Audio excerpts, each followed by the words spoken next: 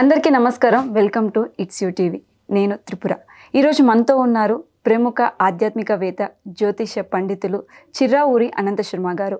మనకున్న సందేహాల్ని గురువుగారిని అడిగి తెలుసుకుందాం. నమస్తే గురువుగారు. నమస్కారం. ఈ నెల 31 మనకి శ్రేణి త్రయోదశి ఉంది. ఆ రోజు ఏం చేయాలి, దాని యొక్క విశిష్టత గురించి మాకు తెలుపుతారా గురువుగారు? శని త్రయోదశి చాలా విశేషమైనది. ఆ రోజున ఉపవాసము అని ప్రత్యేకంగా చెయ్యాలి అని చెబుతారు. మామూలుగా శని త్రయోదశి శనికి ఏదో నువ్వులు పూజ చేసేసాము, లేకపోతే శని గ్రహానికి నూనెతో అభిషేకం చేసాము లాంటివి అంటూ ఉంటారు. నిజానికి చేయాల్సింది ఏమిటి అంటే శనికి అధిష్టానంగా ఉన్న శివునికి అభిషేకం, శివునికి పూజ, గ్రహానికి కాదు. నవగ్రహ పూజ అనేది సహజంగా ఉన్నది, కానీ ప్రదక్షిణ చేయడము, పూజ చేయడము అంతవరకు అయిపోయింది. కానీ దోష నివారణకి ఏం చేయాలి అంటే అధిష్టానంగా ఉన్న అధిదేవత అంటాము. ఆ అధిదేవతగా ఎవరైతే ఉన్నారో వాళ్ళకి పూజ చేసినందువల్ల మనకి ఫలితం వస్తుంది. ప్రధానంగా శివునికి పూజ చేయడం వలన ఆ దోషాలు పోతాయి. లాజికల్గా ఆలోచిస్తే నేను రోడ్డు మీద పెడుతున్నాను, టైర్ పంచర్ అయ్యింది, ఆగిపోయి వెతుక్కుంటున్నాను, చుట్టుపక్కల ఏమున్నాయో నాకు తెలియదు. నాకు సాయం చేయాలని ఎవరికి అనిపిస్తుంది అంటే అంతకుముందు ఎప్పుడైనా సహజంగా స్వభావం ఉంటే ఎవరో సాయం చేస్తారు, వేరే విషయం. కానీ అలా అయినప్పుడు బాధపడిన వాడు ఉంటాడు అంతకుముందు. వాడు ఇంకోళ్ళు ఎవరైనా బాధపడుతుంటే అయ్యో చాలా కష్టం అయింది నాకు, అప్పుడు వీడికి ఇక్కడ ఏమి విషయాలు తెలియవు, సాయం చేద్దామని సాయం చేస్తాడు. అంటే ఏమిటి, దానివల్ల ఇబ్బంది పడిన వాళ్ళు ఆ ఇబ్బందిలో మరొకరు ఉంటే సాయం చేస్తారు. ఇది చిన్న లాజిక్గా ఆలోచించుకుందాం. శివుడు ఇబ్బంది పడ్డాడుగా, కాబట్టి ఆ ప్రభావం మనకు లేకుండా చేసేవాడు అవుతాడు శివుడు. 2, భక్తి. ఆంజనేయ స్వామిని పూజించినా మనకు ఆ దోషం రాదు. అంటే శని గ్రహ దోష ప్రభావం ఏదైతే చెప్తారో ఆ దోష ప్రభావం రాకుండా భక్తి వలన అధిగమించవచ్చు. 3, గణపతి జ్ఞానం. గణపతి ఆరాధన వలన కూడా మనకి ఆ జ్ఞానం సిద్ధించడము, ఆ సమస్యల నుంచి బయటికి రావడము అనేది సాధ్యపడుతుంది. ఆ రోజు చెప్పే నియమాల్లో ప్రధానంగా చేయవలసింది ఉపవాసం. ఉపవాసానికి చెప్పే నియమాలు ఏమిటి? పప్పు ఉప్పు తినకూడదు, బియ్యం తినకూడదు. అంటే బియ్యం అంటే వండేసి అన్నంగా చేసుకుని తినకూడదు అనమాట. అన్నంగా తినకూడదు కాబట్టి బియ్యం రవ్వ ఉంటుంది, దాంతో ఉప్పుడు పిండి చేస్తారు, అది తినవచ్చు మళ్ళీను. అయితే ప్రధానంగా ఉపవాస నియమాల్లో చెప్పేది ఏమిటి అంటే వండకుండా పచ్చి పదార్థాలు, పళ్ళు ఏమైనా ఉంటే అవి తిని ఉండగలిగితే ఉండడం మంచిది. పాలు అవి తాగి, మజ్జిగ కూడా తాగవచ్చు. మజ్జిగ పనికిరాదు అనేవాళ్ళు ఉన్నారు కొంతమంది. ఈ మజ్జిగ పనికిరాదు అనేది ఎక్కడ, బయటికి వెళితే మజ్జిగలో కాస్త ఉప్పు వేసి ఇస్తూ ఉంటారు. కాబట్టి అలాంటి పొరపాట్లు జరగకుండా ఉండడం కోసం మజ్జిగ వద్దులే అనుకుంటే ఆ మజ్జిగ తాగకూడదు అని వచ్చేసింది ప్రచారంలోకి. కాబట్టి మజ్జిగ తాగడంలో ఇబ్బంది లేదు, ఇంట్లోనే తోడు పెట్టుకుని దాన్ని మనం మజ్జిగ చేసుకుని తాగితే చాలా ఆరోగ్యకరం కూడాను. తక్రం చక్రస్య దుర్లభం అని చెప్పారు. ఏమిటి అంటే ఇంద్రుడికి కూడా దొరకదట మజ్జిగ, అంత గొప్పది. అంటే ఔషధంగా పనిచేసేది మజ్జిగ. ఎందుకు అంటే కవ్వంతో గిలకొట్టిన తర్వాత అది ఔషధ గుణాన్ని పొందుతుంది. పెరుగు తింటే అనారోగ్యం, గడ్డ పెరుగు చేసుకుంటే చాలా రుచిగా కమ్మగా ఉంటుంది, తినేయాలనిపిస్తూ ఉంటుంది, కాదు, అది అనారోగ్యం. ఎప్పుడైతే గిలకొడతామో అది ఔషధంగా మారుతుంది. నీరు పోసి గిలకొట్టింది అది ఔషధం, దాన్ని మజ్జిగ అంటాం. కాబట్టి అది ఎంత ఎక్కువ తాగితే అంత మంచిది. పెరుగు ఎంత ఎక్కువ తింటే అంత ఆరోగ్య దోషం. కాబట్టి అది మజ్జిగ ఆ రోజు తాగడంలో అభ్యంతరం లేదు. అభ్యంతరం లేదన్నారు కదా అని పొద్దు నుంచి అదే పనిగా చేస్తాను అంటే అది ఉపవాసం అవ్వదు. ఆహారం ఏదైతే తీసుకుంటారో, పళ్ళు మొదలైనవి తీసుకుంటూ ఉంటారు కదా, ఆ పళ్ళు మొదలైన పదార్థాలన్నీ కూడా ఒకసారి తినాలి. ఆరారుగా మనకి ఆకలిస్తూ ఉంటుంది, తింటూ ఉందాం అనుకుంటే కాదు. ఎందుకు, శారీరక శ్రమ ఉంది అనుకున్నప్పుడు వేరు విషయం, ఆరోగ్యం బాగాలేదు వేరే విషయం. ఆ పదార్థం తింటే కానీ మందు వేసుకోవడానికి లేదనే నియమాలు ఉన్నాయి కొన్ని చోట్ల. శరీరం ఆరోగ్యం సహకరించట్లేదు. అలాగా ఆ ఉపవాస నియమాలన్నింటినీ పాటించి ఉప్పు పప్పు లేకుండా తిని, ఉప్పు పప్పు లేకుండా నాకు అన్నం తింటే కానీ కడుపు నిండదండి అంటే, అన్నంగా ఉంటే తినడము అనే సంతృప్తి వేరు. అన్నాన్ని బియ్యం రవ్వ కింద మార్చేస్తున్నారు కదా, అది తిన్నా సమానమైన ఫలితమే వస్తుంది కదా, దోషం రావట్లేదు కదా, ఆ పని చేయొచ్చు కదా. ఒకటి.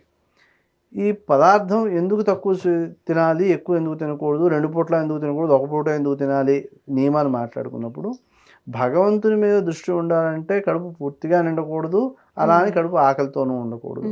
కొంతమంది ఉంటారు ఏకాదశి ఉపవాసం అనగానే పూర్తిగా అసలు తినడం మానేసి మంచినీళ్ళు కూడా తాగడం మానేస్తూ ఉంటారు. అది చాలా దోషం కూడాను.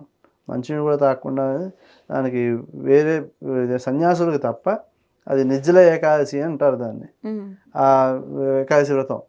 ఆ నిర్జలులై ఉండడము అంటే నీళ్లు కూడా తాగకుండా ఉండడం, అది సన్యాసులకు మాత్రమే చెప్పారు.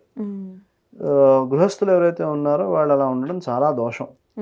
కొంత పదార్థం ఆహారం తీసుకోవాలి. వాళ్ళ ప్రధానంగా చెప్పింది పళ్ళు కాబట్టి పళ్ళు మాత్రమే తీసుకుని ఉండవచ్చు.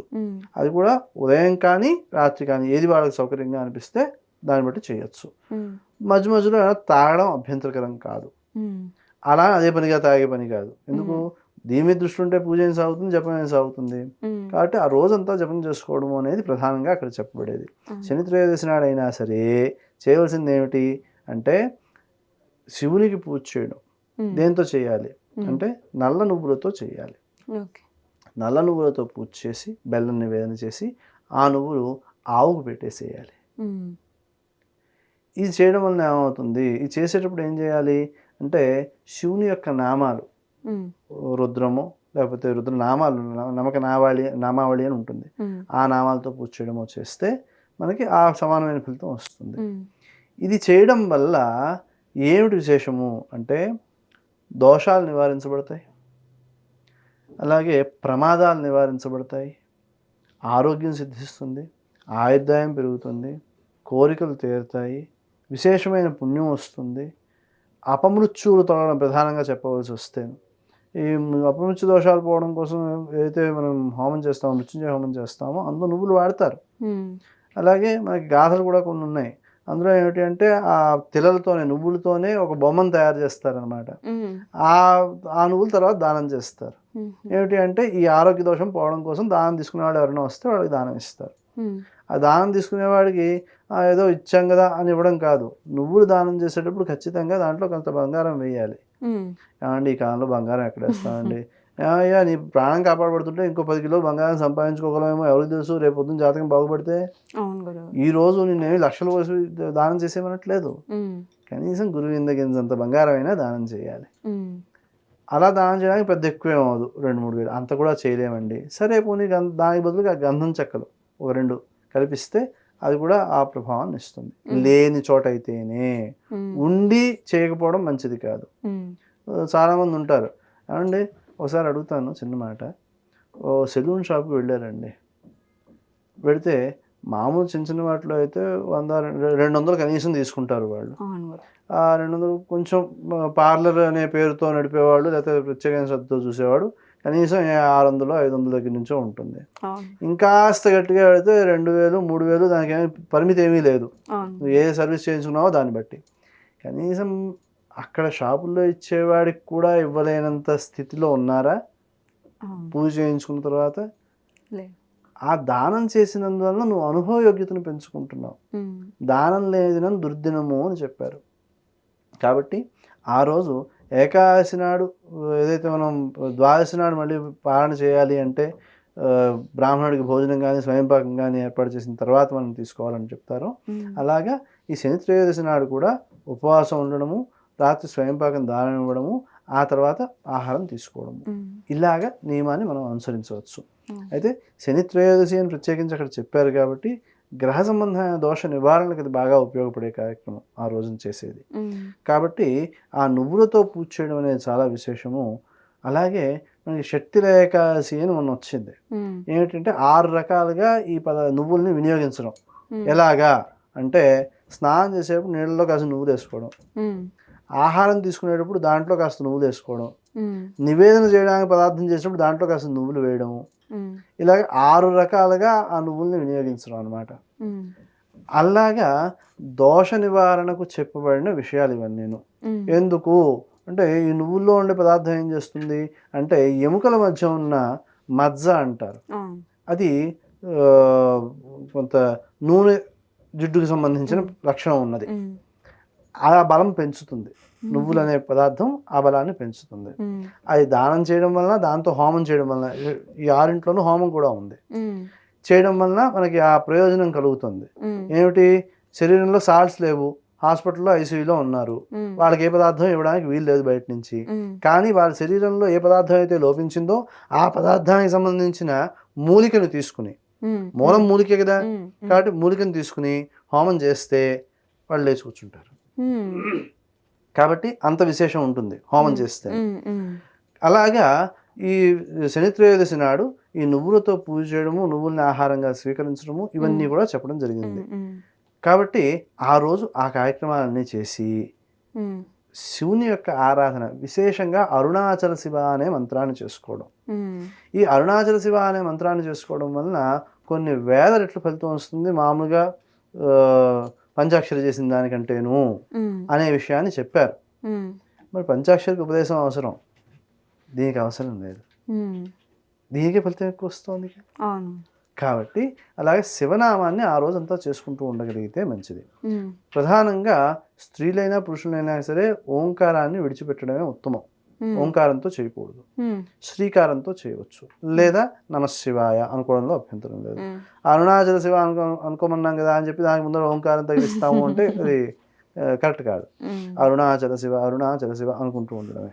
ఏమంటే 1 గంట సేపు చేయమంటే పోనీ ప్రయత్నం చేస్తాం, 2 గంటలు చేయమంటే రోజంతా కూర్చుంటే ఎలా కుదురుతుందండి? రోజంతా కూర్చొని 4 సినిమాలు చూడమంటే చూస్తారుగా ఓపిక్గా. ఎందుకు కుదరదు ఇది అంటే శ్రద్ధ, అలవాటు లేక. సాధన వలన ఏదైనా సాధ్యపడుతుంది. కాబట్టి అది సాధన చేయగలిగితే మీ జీవితంలో మీకు ఏది కావాలో మీ ప్రమేయం లేకుండా వాటంతట అవి ఇతరుల ద్వారా సహకారంతోనో ఏదో ఒక రూపంలో పని అయిపోవడానికి ఉపయోగపడే అవకాశాన్ని, శక్తిని, పుణ్యాన్ని మీకు ఇచ్చేది మంత్రం. కాబట్టి మంత్రాన్ని విడిచిపెడితే దారిద్ర్యం పట్టుకుంటుంది. కాబట్టి మంత్ర దారిద్ర్యం వలన దారిద్ర్యాన్ని వీడు పొందుతాడు. కాబట్టి మంత్రాన్ని పట్టుకునే ఉండాలి ఇప్పుడు. ధన్యవాదాలు గురువు గారు.